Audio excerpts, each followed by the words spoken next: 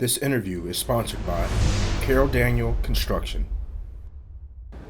Hello, Alicia Hernandez here with GSBATV, and this interview is sponsored by Carol Daniel Construction.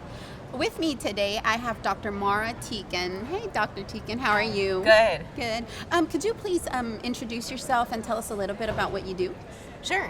So my name is Mara Tieken. I am an associate professor of education at Bates College. And so I work in our teacher education program. I teach classes on education, and I study rural education.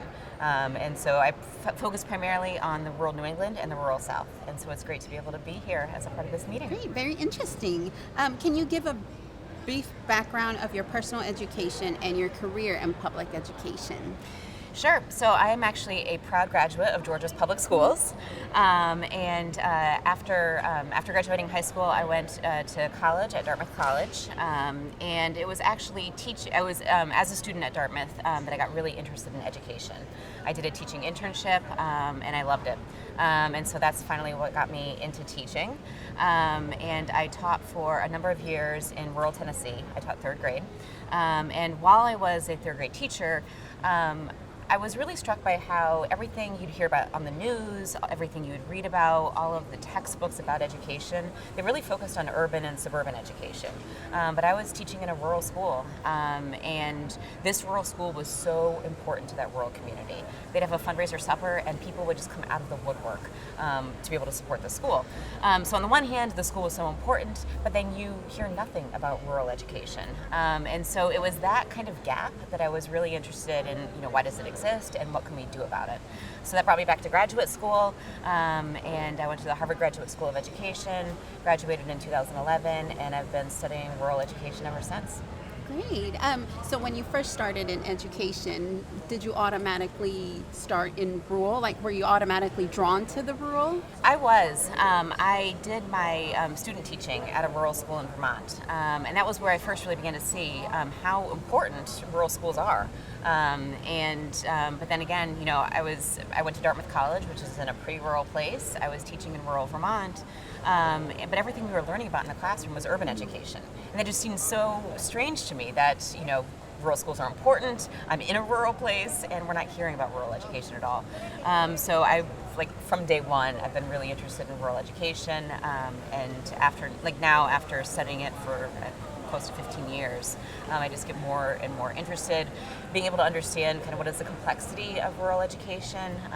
Oftentimes when people hear rural, kind of one image gets conjured up in their head, but the diversity of rural places is so much more vast than that. So it's I continue to be really interested in and inspired by rural schools. Now, you are a published author, correct? I am.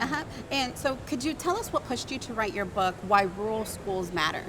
Yeah, and so it was that mismatch. It was that kind of gap between seeing how important rural schools are to rural communities, to rural students. About 1 in 5 students is a rural student. 1 in 3 public schools is a rural school. And you're not hearing anything about these schools. And so I really wanted to be able to do something about that. And it was really important to me to highlight some of the strengths of rural schools. I think a lot of times rural schools are often talked about in terms of their deficits or what they don't have. And a lot of rural schools are doing some really incredible work. And so that was kind of what inspired the book, and continues to inspire my work.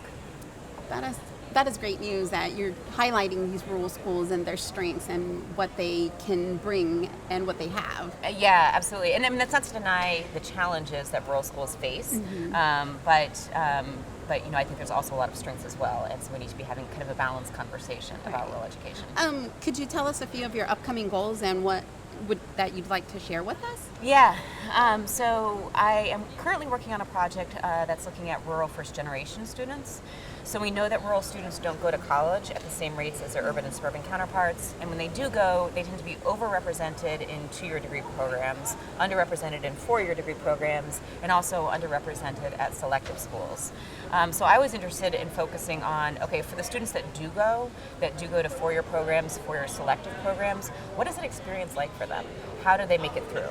And so I am kind of at the ending stages of that research. I've been working with an amazing group of 9 students for 4 years now. and so they just graduated. All of them did. And so I'll be working on that, working on writing that up. And I think more broadly, I would say my goal is to try to do something to shift the narrative about rural education. There is a lot of assumption and stereotype associated with the word rural right now. People tend to assume that rural means white. But we know that rural schools, rural communities are actually much more racially diverse. Currently, about 20% of the rural population is communities of color, and that population is growing. And so rural America is changing quickly, and our narrative has not kept up with that. And so I think my broader goal is to be able to kind of make the way we talk about rural schools more accurate and also more complex. And I personally went to a rural school did you? well, and I am a first generation student. Oh, wonderful. So I am looking forward to reading your work. So Yeah. Thank you so much for being with us today, Dr. Tieken. It's great to be here. Thank you. Thank you. Thank you for watching, and thank you to Carol Daniel Construction for sponsoring this interview.